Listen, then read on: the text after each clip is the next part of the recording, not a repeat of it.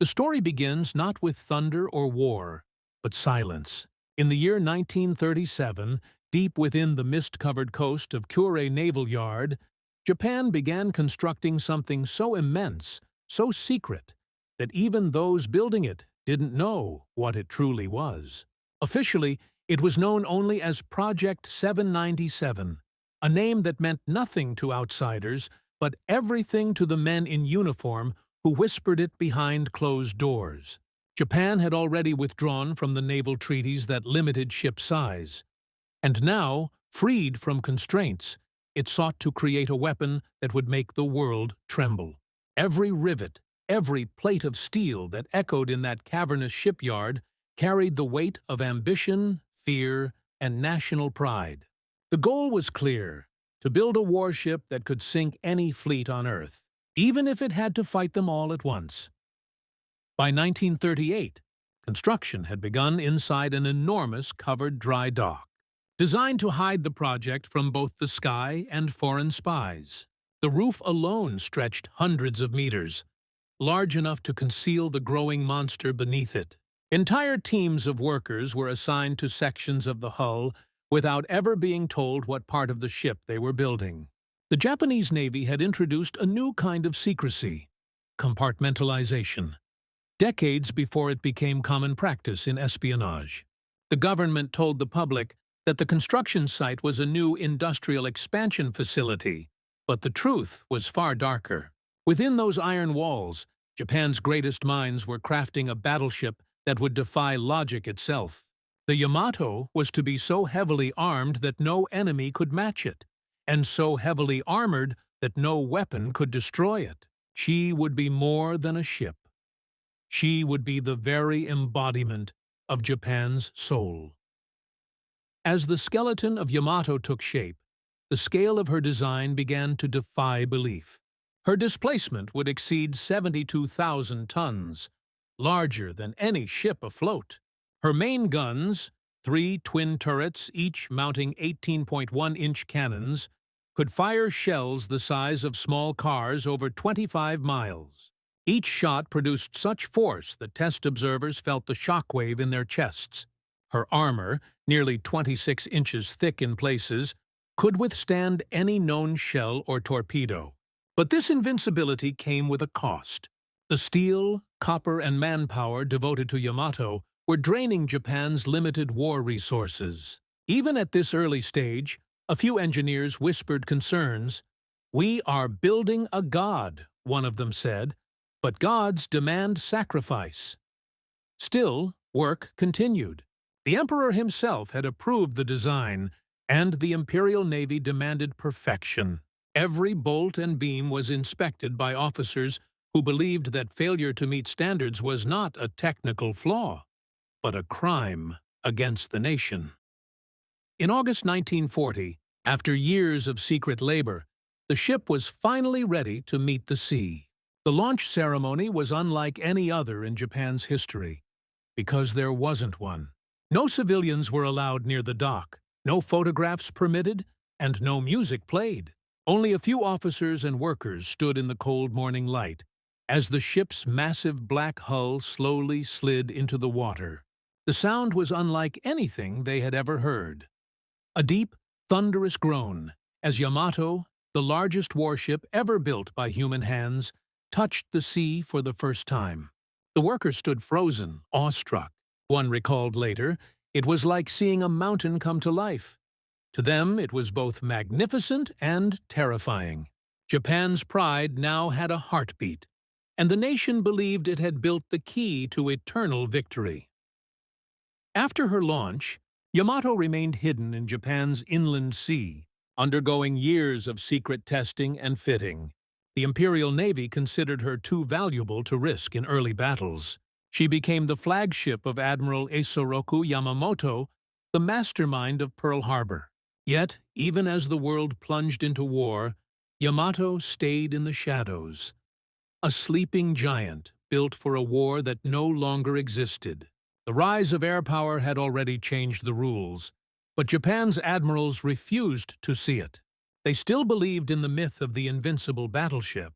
To them, Yamato was not just steel and gunpowder. She was Japan's destiny made real. But destiny can be cruel. As one officer wrote in his diary, "The Yamato is too beautiful to live." The ship that began in secrecy would one day meet an end so catastrophic, the sea itself would seem to mourn her. The sea around Kure Naval Base shimmered like molten steel as the Yamato's engines rumbled for the first time. It was December 1941, and the world had just changed. Japan had attacked Pearl Harbor. While the world reeled from the news, deep within Japan's inland sea, another event quietly marked the dawn of a new era. Yamato had been commissioned. She became the flagship of Admiral Isoroku Yamamoto, the most feared strategist in the Pacific. To the crew who stepped aboard her decks, Yamato wasn't just a ship. She was a floating kingdom. Over 2,500 men lived, trained, and prayed within her steel walls. Her corridors gleamed with fresh paint, and her 18-inch guns pointed toward the horizon like the eyes of a god waiting for war. Yet, the irony was chilling. Despite her size, Yamato would not join the early triumphs at Pearl Harbor or the Philippines. She waited, like a predator in deep water, silent and unseen. The world's most powerful weapon, hidden in plain sight. Life aboard the Yamato was a world of contrasts. Part sacred temple, part prison. The crew called her the City of Steel. Inside her hull stretched miles of corridors, mess halls, and gun rooms. The officers dined on rice and fish served in porcelain dishes, while sailors ate in cramped spaces under the deafening hum of engines. Every day began with the same ritual, the raising of the rising sun flag and the reading of the emperor's orders. But beyond the discipline and ceremony, strange things began to circulate among the crew. Rumors of forbidden experiments in the lower decks, sealed compartments that no one but a few engineers could access. Some said it was a secret engine, a prototype power system using magnetic induction. Others claimed the compartments housed spiritual artifacts brought by Shinto priests to bless the ship. One sailor wrote in his journal, "The lower decks smell of oil, incense, and fear." Whether these secrets were real or not, they gave the Yamato an aura of mystery, a vessel that was not entirely of this world. By mid-1942, the Yamato had become a ghost in the Pacific. Allied intelligence didn't even know she existed. She was too secret, too powerful to risk. Instead, she sailed silently between naval bases, her presence concealed even from Japan's allies. When the Battle of Midway turned disastrous for Japan, Yamato's guns never fired a single shell. The great super battleship had been rendered obsolete before she had even seen battle. But Tokyo refused to believe it. Propaganda films showed artists' renderings of Yamato destroying enemy fleets in glorious victory. In truth, her massive guns remained cold and silent. To her crew, the myth of invincibility was both a source of pride and a curse. They were told they were untouchable, yet they lived in constant fear of submarines, air raids, or worse, being forgotten by history. And in the rare moments of silence between drills, they whispered about fate. "A ship that can't fight," one gunner muttered, "is a coffin that can float." As the war dragged on, Yamato's engineers began to notice troubling signs. Her engines, 12 steam turbines producing over 150,000 horsepower, were powerful but thirsty. The ship's enormous fuel consumption meant she couldn't travel far without draining Japan's already failing supply lines.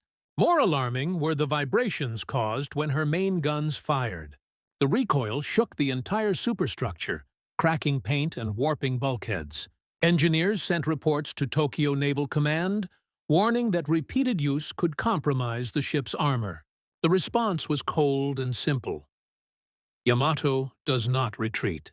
She endures. Japan's leaders had built a weapon of divine power but ignored its human limits. Meanwhile, Allied bombers grew stronger, faster, and deadlier. The age of the battleship was dying, And the Yamato, for all her glory, was trapped in a war she no longer belonged to. By late 1943, Yamato had become more symbol than ship. She rarely left harbor, yet every time she did, Allied forces scrambled to find her. The Americans had heard whispers of a battleship so large it could withstand atomic fire. Intelligence officers called her the ghost of the inland sea. When she finally sailed with her sister ship, Musashi, the sea itself seemed to shudder under their combined presence. But even as her legend grew, her purpose faded. The admirals clung to her as a relic of pride, refusing to see that air power had already rewritten history. As the crew stared across the endless horizon, many knew the truth. They were living aboard a monument, not a weapon. One officer described her in his diary. "We are guarding a god who cannot move." The Yamato's dark secret was not a weapon or an experiment. It was the silence of a nation that refused to let go of its dreams. It was March 1944, and after years of silence, Yamato was finally ordered to sea. The Japanese Navy was desperate, their empire shrinking, their airfields burning, their morale crumbling. The order came from the Imperial headquarters itself. "The sleeping god shall rise." The crew cheered, but beneath their shouts lingered unease. Many of them had never seen combat. The corridors of the ship echoed with nervous footsteps and whispered prayers. As Yamato's engines roared to life, the ocean trembled. Her hull cut through the water like a mountain moving through mist. She joined a massive formation bound for the Philippines to confront the advancing U.S. fleet. The mission was clear: engage and destroy any enemy that dared approach the home islands. But for all her power, Yamato was sailing into a war she could no longer win. The sky was no longer ruled by battleships. It belonged to aircraft. As Yamato approached the Philippine waters, her lookouts reported strange formations. Not ships, but planes. Hundreds of them, high above the clouds, like dark birds circling their prey. The Allied bombers were searching for something, and Yamato's sheer size made her impossible to hide. "The ocean itself betrays us," one officer muttered. When the first wave appeared, the sky erupted in chaos. American helldivers and Avengers screamed down from the heavens. Yamato's anti-aircraft guns thundered, filling the air with tracers and black smoke. But the enemy kept coming. Bombs splashed around her hull like falling stars. Her armor, once thought impenetrable, groaned under the pressure. Still, she held firm. When one near miss sent waves crashing over her deck, a gunner shouted, "She's laughing at them!" The goddess laughs. It wasn't true, but in that moment, they needed to believe it. For hours, the battle raged. Yamato's gunners fired until their ears bled, until their hands blistered from the heat of the steel. The noise was deafening, the sound of war collapsing upon itself. One sailor described it later. It was as if the sky itself was falling. Bombs slammed into her deck, bending steel, shattering radar towers, and sending men flying like rag dolls. Yet, somehow, the ship endured. Her massive hull refused to die. Every explosion only seemed to enrage her further. When an American torpedo struck near her bow, Yamato listed briefly, then righted herself as if refusing to kneel. The crew cheered through smoke and fire. "She cannot die!" cried the navigation officer. But deep below, in the engine rooms, fires raged uncontrollably. Men suffocated in the heat, turning valves until their skin blistered. The ship was bleeding from within, and no one wanted to admit it. Admiral Takeo Kurita, commanding the center force, faced a brutal choice. His fleet had been ambushed, his ships scattered. Yet Yamato still floated, scarred, smoking, but alive. Kurita radioed Tokyo. "Yamato continues to fight." In the war rooms back home, that single sentence became propaganda gold. Newspapers declared victory before the battle had even ended. But aboard the ship, reality was brutal. Hundreds were dead, and the wounded screamed beneath decks as smoke filled the air. Kurita finally gave the order to withdraw. The invincible ship was limping home. For the first time, the crew saw tears in the eyes of their captain. "We were promised glory," a petty officer whispered, "but all we found was silence." The retreat was not defeat. It was survival. But to a nation obsessed with honor, survival without victory was the worst sin imaginable. Yamato returned to Kure, battered and broken. Her once proud hull was scarred by shrapnel, her deck twisted from near misses. Hundreds of sailors were buried at sea during the voyage home. When she arrived, dockworkers stood in silence. Japan's floating god had survived, but the cost was too high. Mechanics repaired her wounds, painters covered her scars, and yet the spirit aboard had changed. The crew no longer spoke of invincibility. They spoke of ghosts, the faces of the men who had died believing the myth. One officer wrote in his diary, "The ship is alive, but her soul has drowned." And as the war turned darker, a grim realization spread through the ranks. The next time Yamato sailed, she would not return. April 1945. The war was already lost. Japan's cities were burning, its airfields gone, its fleet shattered. But in Tokyo, the last embers of pride refused to die. The Imperial Navy issued Operation Ten-Go, a desperate suicidal mission. Yamato, the world's largest battleship, was to sail one final time. Her objective sounded almost absurd. Beach herself on Okinawa, fight as a stationary fortress, and die gloriously in defense of the emperor. The officers who received the order stared in disbelief. There would be no air cover, no reinforcements, no hope of survival. "We are to die beautifully," one captain said quietly, folding the orders. And so the preparations began. The shipyard at Kure buzzed with nervous energy. Mechanics checked the engines that had already outlived their purpose. Ammunition was loaded not for victory, but for spectacle. Over 4,000 shells were stacked in her magazines, each one a promise of defiance. The crew, over 3,300 men, were told to pack only their weapons and a single meal. Many wrote farewell letters to their families that night. Some left them taped to the walls of their bunks. Others slipped them into cracks in the bulkheads, hoping they'd be found after the war. When dawn came on April 6th, Yamato's engines roared for the last time. Witnesses along the harbor described it as a sound that shook the ground, a deep, rolling thunder that made the air itself tremble. Onlookers lined the shore, saluting the ship as she passed. Many wept openly, knowing they would never see her again. Yamato, the pride of Japan, was sailing toward her own funeral. By noon on April 7th, Yamato was far south, steaming at full speed through the East China Sea. Around her sailed a handful of destroyers, Yahagi, Asashimo, Hamikaze, and others, loyal escorts who knew this was a one-way voyage. The air was strangely still. The ocean glittered, deceptively peaceful. Inside the ship, the mood was surreal. Some men laughed nervously. Others sat quietly polishing shell casings. The cooks served rice balls and pickled radish, the last meal. On the bridge, Captain Kosaku Aruga stood beside his officers, scanning the horizon. "If we must die," he said, "let it be worthy of the name Yamato." At 12:20 p.m., radar screens came alive. Blips filled the scopes. Dozens, then hundreds.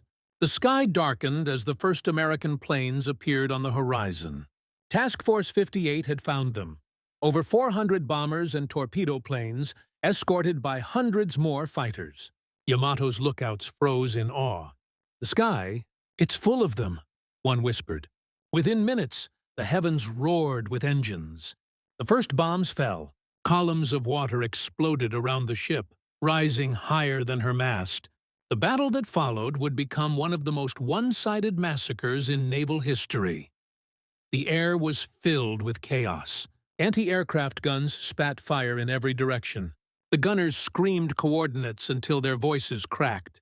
Shell casings piled knee-deep on the decks. Yamato's gunners managed to shoot down several attackers, but the waves of planes seemed endless. Bombs tore through her armor, setting fire to her decks. Torpedoes slammed into her port side, one after another. The ship listed sharply.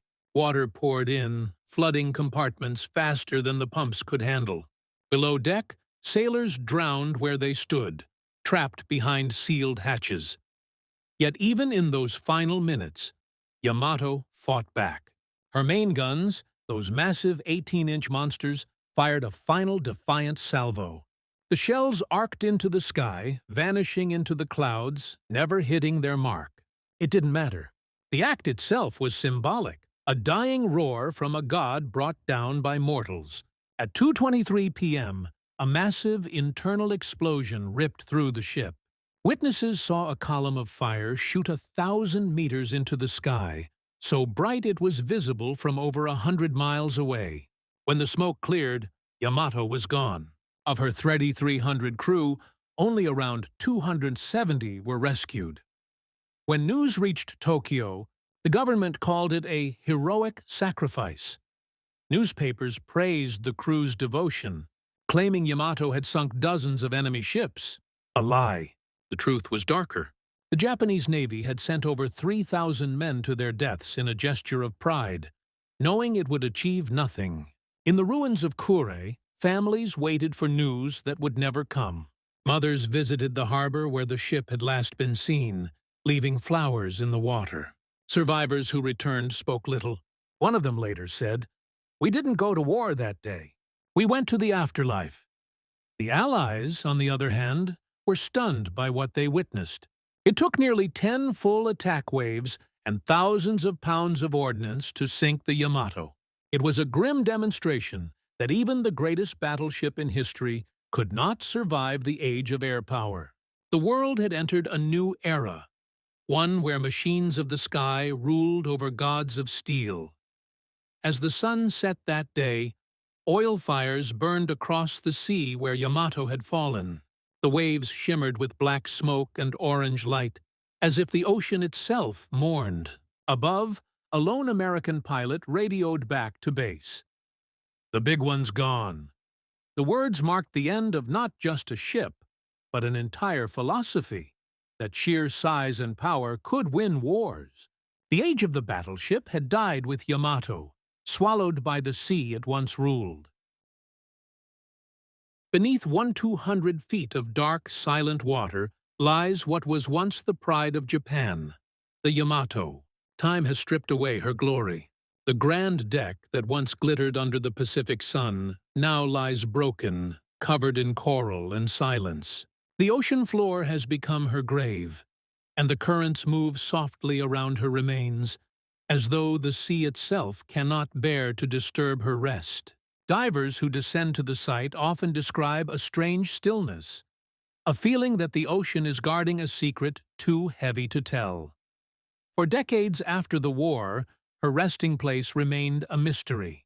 Fishermen found bits of twisted steel and fragments of brass, but the Yamato herself seemed to have vanished.